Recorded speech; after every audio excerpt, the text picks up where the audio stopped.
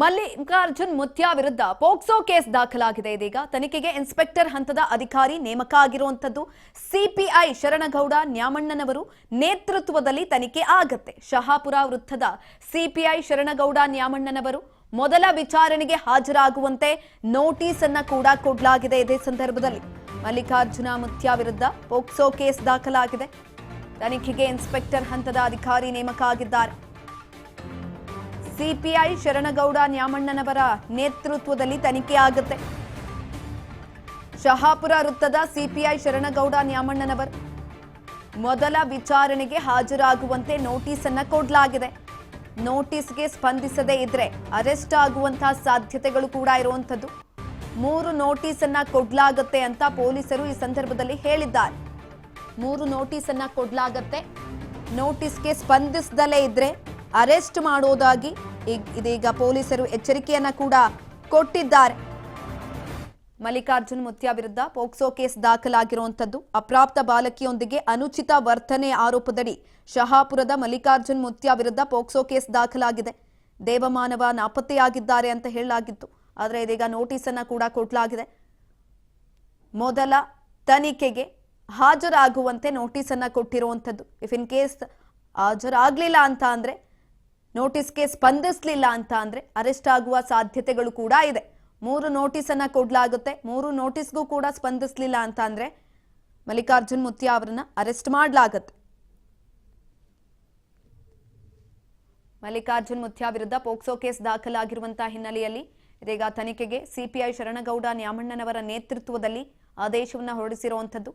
Inspector ಹಂತದ ಅಧಿಕಾರಿ ನೇಮಕಗೊಂಡಿದ್ದಾರೆ. ತನಿಖೆಯಲ್ಲಿ ಶಹಾಪುರ ವೃತ್ತದ ಸಿಪಿಐ ಶರಣಗೌಡ ನ್ಯಾಮಣ್ಣನವರ್ ನೇಮಕ ಆಗಿರುವಂಥದ್ದು. ಈ ಒಂದು ಸಂದರ್ಭದಲ್ಲಿ ನೋಟಿಸ್ ಅನ್ನ ಕೂಡ ಕೊಡಲಾಗಿದೆ. ಮೊದಲ ವಿಚಾರಣೆಗೆ ಹಾಜರಾಗುವಂತೆ ನೋಟಿಸ್ ಅನ್ನ ಕೊಟ್ಟಿರುವಂಥದ್ದು. 3 ನೋಟಿಸ್ ಅನ್ನ ಕೊಡಲಾಗುತ್ತೆ.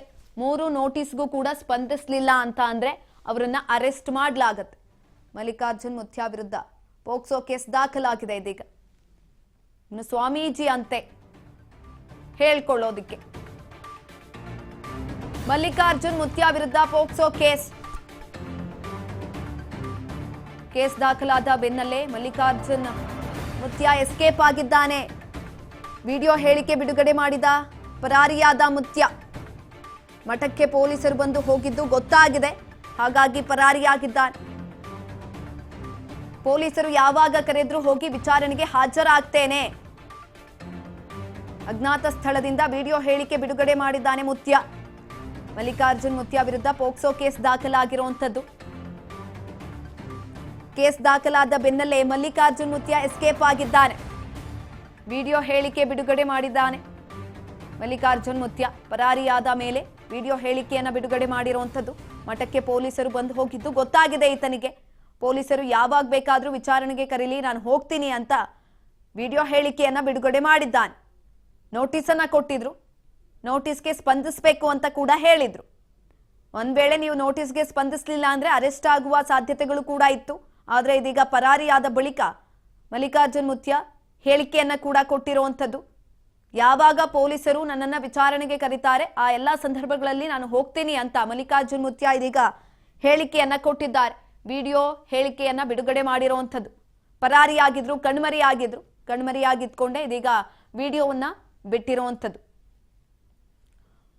3 ನೋಟಿಸ್ ಅನ್ನ ಕೊಡಲಾಗುತ್ತೆ ಅಂತ ಪೊಲೀಸರು ಎಚ್ಚರಿಕೆಯನ್ನ ಕೊಟ್ಟಿದ್ರು. ಪೋಕ್ಸೋ ಕೇಸ್ ದಾಖಲಾಗಿರುವಂತದ್ದು. ಇದೀಗ ಹರಿಯದ ಯುವತಿ ಜೊತೆ ಎಸ್ಕೇಪ್ ಆಗಿದ್ರು ಮುತ್ಯಾ.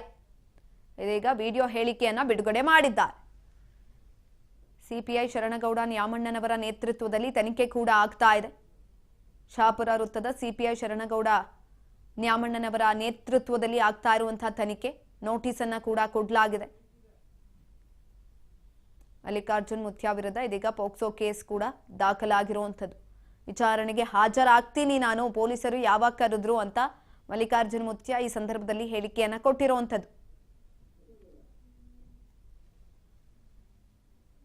ಇದ್ರ ಬಗ್ಗೆ ಹೆಚ್ಚಿನ ಮಾಹಿತಿಯನ್ನ ತಿಳ್ಕೊಳ್ತಾ ಹೋಗೋಣ. ನಮ್ಮ ಪ್ರತಿನಿಧಿ ಬಸನಗೌಡ ಸಂಪರ್ಕದಲ್ಲಿದ್ದಾರೆ. ಬಸನಗೌಡ, ಮಲ್ಲಿಕಾರ್ಜುನ್ ಮುತ್ಯಾ ವಿರುದ್ಧ ಪೋಕ್ಸೋ ಕೇಸ್ ಕೂಡ ದಾಖಲಾಗಿದೆ. ಯಾವಾಗ ಪೊಲೀಸರು ಭೇಟಿಯನ್ನ ಕೊಟ್ಟರು ಆ ಸಂದರ್ಭದಲ್ಲಿ ಎಸ್ಕೇಪ್ ಆಗಿದ್ದಂಥದ್ದು. ಇದೀಗ ವಿಡಿಯೋ ಹೇಳಿಕೆಯನ್ನ ಕೂಡ ಬಿಡುಗಡೆ ಮಾಡಿದ್ದಾರೆ. ಹೆಚ್ಚಿನ ಮಾಹಿತಿ ಕೊಡೋದಾದ್ರೆ